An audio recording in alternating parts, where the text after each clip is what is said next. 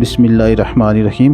ابو سفیان کی چالاکی۔ ادھر کفار قریش کے جاسوس بھی اپنا کام بہت مستعدی سے کر رہے تھے۔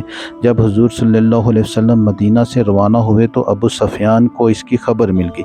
اس نے فوراً ہی زمزم بن عمرو غفاری کو مکہ بھیجا کہ وہ قریش کو اس کی خبر کر دیں تاکہ وہ اپنے قافلے کی حفاظت کا انتظام کریں، اور خود راستہ بدل کر قافلے کو سمندر کی جانب لے کر روانہ ہو گیا۔ ابو سفیان کا قاصد زمزم بن عمرو غفاری جب مکہ پہنچا تو اس وقت کے دستور کے مطابق کہ جب کوئی خوفناک خبر سنانی ہوتی تو خبر سنانے والا اپنے کپڑے پھاڑ کر اور اونٹ کی پیٹھ پر کھڑا ہو کر چلا چلا کر خبر سنایا کرتا تھا۔